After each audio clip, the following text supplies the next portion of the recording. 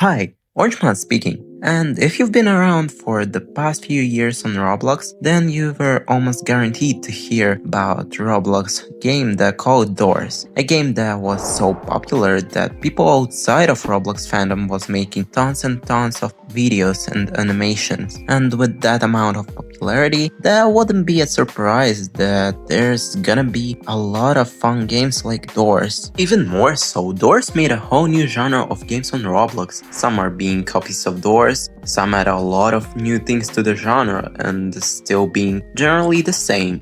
But one game in particular is actually really different from these other games.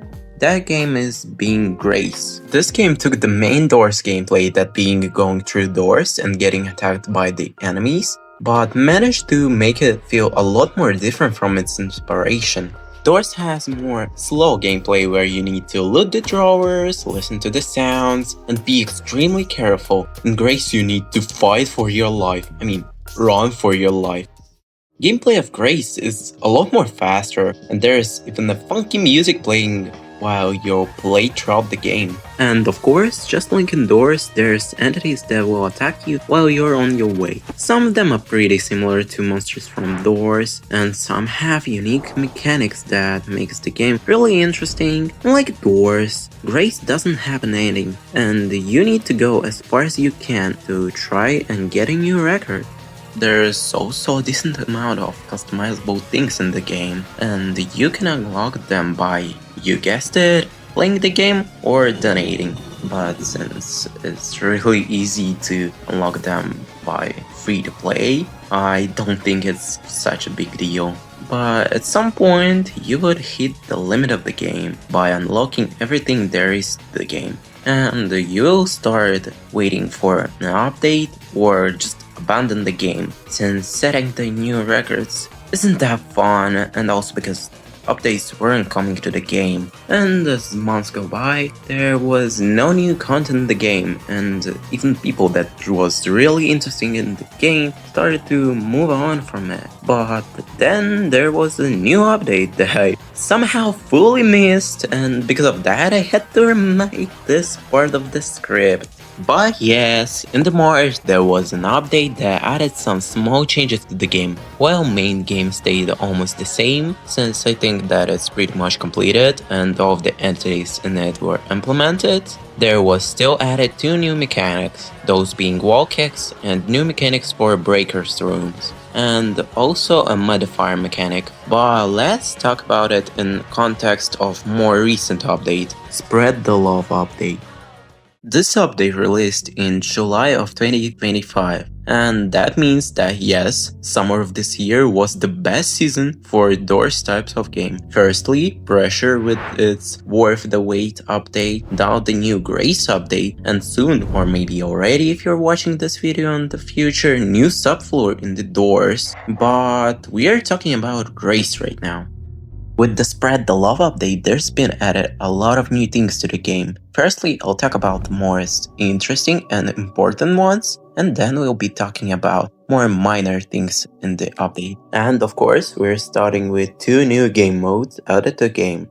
Both of them are single player and both have different mechanics. First that I'll be talking about is Zen game mode. It's being represented as a game mode with chill and calming gameplay. Everything in Zen is in nice blue and purple colors. In the background, you can hear calming music, and all you need to do is just run and enjoy peacefulness. There's nothing to harm you, and you're fully safe. Just the perfect place. Unless you decide to look behind you, and you'll find a crack in the wall and an object near it, and it's clearly something that you don't need to touch. But if your curiosity took over and you decided that it would be a good idea to find out what it is, then you did a wrong decision, buddy. And now you will face the consequences of your action, and now you will be hunted by the entity called Sin, and the Zen will start to break apart. And of course, Now, there's a super cool soundtrack and also a scoring system that will go up when you enter new rooms, and it can go up for infinite, I'm pretty sure. So yeah, that's a pretty nice game mode where you can either play by the rules and go and actually have a nice time and enjoy calming gameplay, or try to get a high score in Spooky Zen. And I think that this game mode is pretty cool because not all players could find that there is actually a second part of this game mode, and I think that's pretty cool. Zen gets like 7 out of 10, pretty good. Moving on, the second game mode is Reprieve. If Zen feels more like a standard Grace gameplay, Reprieve feels like a whole new game. It's a lot more harder and chaotic. In this mode, you need to go deeper through the floors while being hunted by modifier monsters. In order to progress to floors, you need to destroy beams around the map. There's also a unique mechanic to this game mode. You can parry entities now, and it works like a flashing entity with a flashlight or a lantern, but it works on every single enemy. So that means that you can parry entities that you usually can't do with the flashlight, but in this mode, you can do it, and if you do it, there's even a unique animations to that. When I found out about it, it was a pretty cool experience, I would say.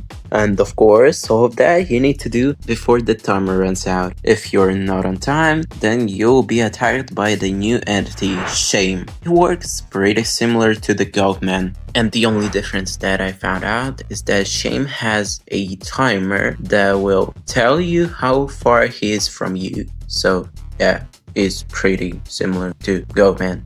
And there's also a scoring system that works just like an ultra kill. So if you do something cool, it goes up, and if you do nothing, it will go down. And this makes the game mode just perfect. You can get score from either parrying the entities, destroying the beams, or doing wall kicks, jumps, and other moves that will give you more speed. This mode also has a different mechanic of giving you rewards. After every floor, you can choose to either keep going or give up. If you continue playing, you will continue playing. Duh. And if you decide to leave, then you will get rewards that you can see at the bottom of your screen when you're choosing. You will get these rewards only by fairly leaving the game. If you die, your progress will be reset and you won't get anything. So I think that this game mode is just a really fun and unique game mode with a bit of gambling. Aw, dang it. Aw, dang it. Aw, dang it. Aw, dang it. So yeah, it's pretty cool. It gets like a 9 out of 10.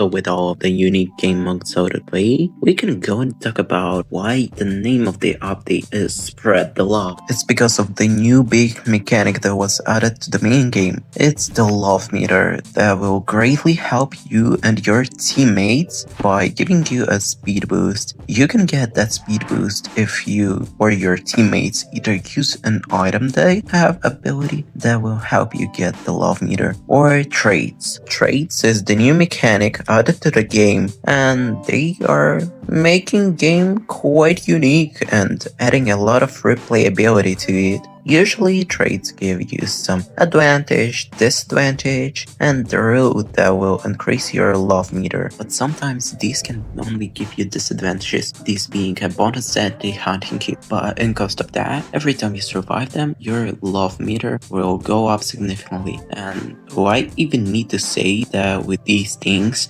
gameplay will be even more fun, and you can make a lot of different combinations that will make your runs unique. So in my opinion, it's a really good mechanic, and I think that it's implemented perfectly and overall perfect addition to the game, and it's just pure peak.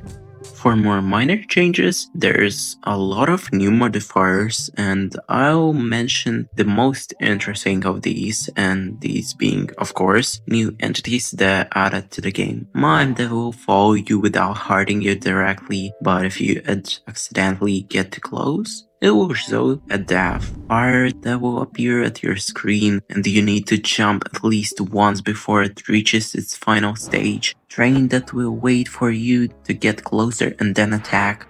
And of course, the ones that were added in the past update, like Coco, Litany, Doombringer, Doppler, the epic dog that's coming to destroy everyone, and of course many other modifiers that are not only adding new entities to the game, but also a new room types, overall new mechanics, and changing some aspects of the entities that are already in the game. I think that Grace did the best job adding modifiers to the game. The fact that they all add new mechanics to the game and even new entities is something that more games need to have. It adds a lot of replayability and uniqueness to the game. And of course, there's modifier that can add random modifiers to the round, and you can either make your game a pure chaos or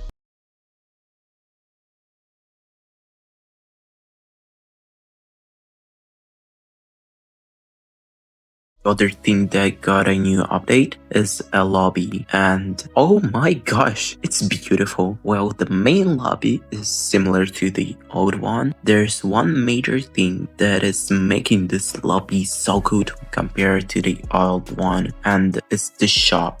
Firstly, the animations. They are so amazing. I absolutely adore them. I can see the amount of passion and love put into them, and it's just heartwarming. Also, the design of that menu being some kind of Bible or just holy book is pretty neat. In the shop menu, you can also unlock traits every 25 levels, buy skins for items by using skin cans that you will receive for every 750 bricks you get. Some of them are pretty good and some of them are questionable. And also there's now documents that will tell you more about entities, locations, and other stuff in the game. Well, most of the time you will get info.